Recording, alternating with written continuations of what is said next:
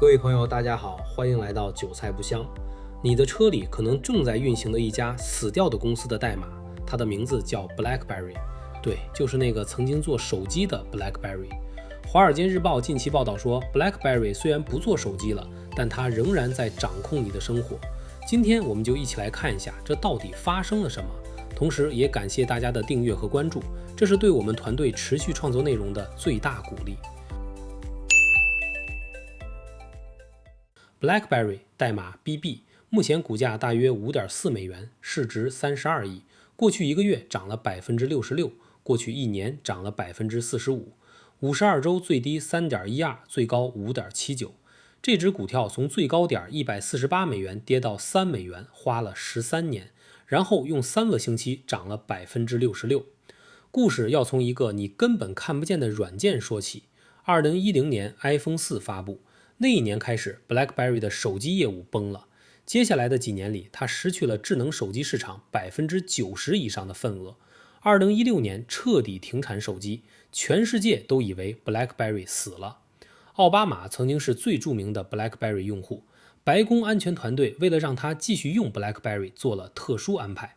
但到了2016年，连这个最后的象征意义也消失了。BlackBerry 的手机业务从巅峰时期 50% 的智能手机市场份额跌到了接近0，股价从148美元跌到了不到4美元。但当时的掌门人程守宗做了一个非常关键的决定，他没有试图跟苹果和 Google 正面竞争，而是彻底放弃硬件，把公司转型为一家纯软件公司。所有赌注都压在了2样东西上，一个是网络安全，一个就是 QNX。 但 BlackBerry 有一张底牌，一个叫 QNX 的实时操作系统。 QNX 不是给消费者用的，它是给机器用的。汽车的仪表盘、刹车辅助系统、自适应巡航、车道保持，这些跟你生命安全直接相关的功能，很多都跑在 QNX 上。因为 QNX 有一个别的操作系统做不到的特点，确定性。它保证在限定时间内完成指令，不会卡顿，不会蓝屏。你的手机卡了，重启就行；你的刹车系统卡了，人就没了。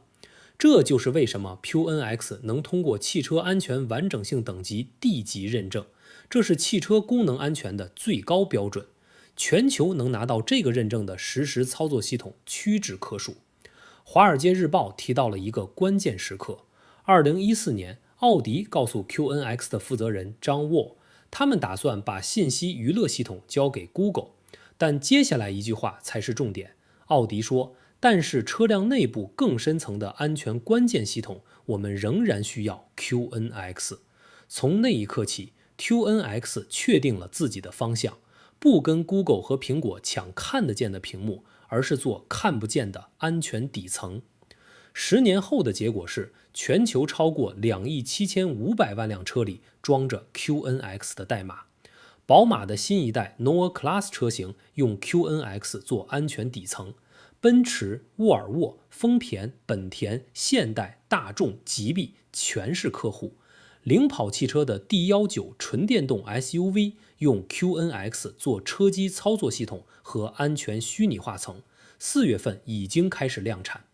QNX 还跟英伟达合作，把安全认证的实时操作系统跟英伟达的 Thor 芯片整合，支持机器人、医疗设备和工业控制的人工智能应用。这不是一个濒死公司的挣扎，这是一场科技史上最安静的翻身仗。来看近期刚发布的财报， BlackBerry 的财年截至2月底，这是2026财年第4季度，总收入1亿5600万美元，同比增长 10%。 华尔街预期只有1亿4400万，调整后每股收益 0.06 美元，预期 0.04， 超了 50%。 这是连续第8个季度利润改善。经营现金流4560万美元，同比增长 9%。 QNX 业务是绝对的明星，季度收入7870万美元，创了历史纪录，同比增长 20%， 调整后毛利率 84%， 全年 QNX 收入增长 14%， 达到了2亿6800万。最关键的一个数字， QNX 的版税合同储备达到了9亿5千万美元，同比增加了8500万。这笔钱是未来几年已经锁定的收入，只要汽车下线 ，BlackBerry 就收版税。另一块业务是安全通信，季度收入7250万美元，同比增长8%，这是久违的正增长。推动力来自2个政府大单，德国联邦政府扩大了 Secusmart 加密通信服务的采购，加拿大政府续签并扩展了跟 BlackBerry 的多年合同。管理层在电话会上透露，德国政府对数字主权的需求正在加速。Secusmart 是极少数通过德国联邦信息安全局最高级别认证的通信加密产品。随着欧洲的国防预算扩张，这块业务的管线在变厚。这里有一个大背景，自从斯诺登事件之后，欧洲各国政府对美国科技公司的信任度大幅下降。德国总理默克尔的手机被美国国安局监听的丑闻，至今让德国政界记忆犹新。BlackBerry 的 Secusmart 恰好是加拿大产品，不受美国云法案约束，又通过了德国最严格的安全认证。在数字主权成为欧洲核心议题的时候，这个定位非常独特。全年来看，2026财年总收入回到了正增长，全年增长3%，第4季度加速到10%。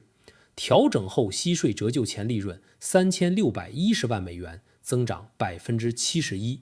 会计准则口径经营利润2290万美元，自由现金流4650万，去年只有1650万。管理层给出的2027财年指引也很积极，全年收入增长中到低双位数，经营现金流预计达到1亿美元。华尔街分析师的平均目标价大约4.88美元，跟当前价格差不多。Morningstar 给的公允价值估计只有1美元，认为目前溢价387%。理由是 BlackBerry 本质上仍然缺乏定价权和宽护成河。但也有分析师指出， Morningstar 的模型可能低估了 QNX 在软件定义汽车时代的战略价值。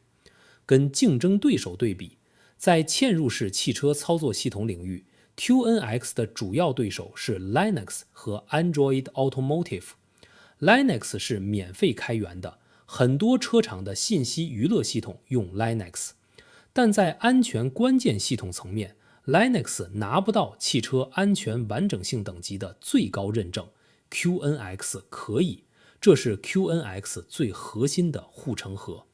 Google 的 Android Automotive 在信息娱乐层面增长很快，但 Google 自己也知道，安全关键系统不是它的强项，所以在很多车型里， Android 和 QNX 是共存关系，而不是替代关系。风险方面， BlackBerry 的绝对收入规模仍然很小，全年只有5亿多美元。QNX 虽然增速不错，但受限于汽车行业的长周期，从拿到设计订单到真正量产收版税，通常需要3到5年。安全通信业务严重依赖政府合同，政策变化可能带来波动。管理层在电话会上提到了一个新产品，叫 Alloy Core， 这是一个集成了安全认证中间件的平台，计划今年正式发布。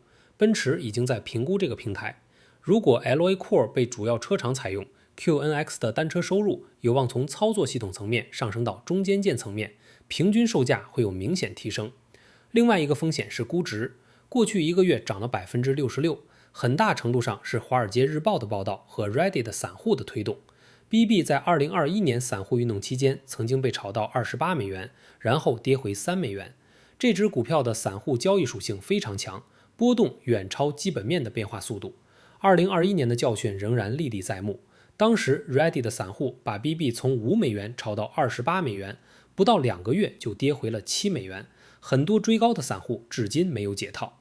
华尔街日报的报道再次点燃了散户热情， Reddit 上 BB 的讨论量过去1周翻了3倍，但热度能持续多久没有人知道。但从长期来看， QNX 讲的是一个非常有吸引力的故事。全球每年生产大约8000万辆新车，每辆车里的软件含量在快速增加。软件定义汽车这个趋势一旦确立， QNX 作为安全底层的地位就很难被替代。9亿5千万美元的版税储备就是最好的证明。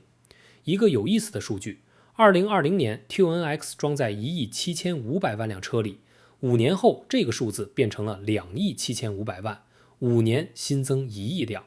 而且随着电动车和自动驾驶的普及，每辆车里 QNX 的渗透深度也在增加。以前一辆车可能只在仪表盘用 QNX， 现在可能在仪表盘、辅助驾驶、数字座舱3个系统同时使用，单车版税收入在提升。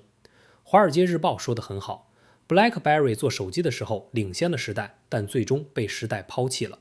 现在他做的事情全世界几乎没人知道，但2亿7500万辆车每天都在用。华尔街日报用了一个很精准的类比， QNX 需要一个像 Intel Insight 那样的时刻。Intel 当年在每台电脑上贴了一个标签，让消费者知道里面用的是 Intel 的芯片。 QNX 到现在都没有这样的品牌认知。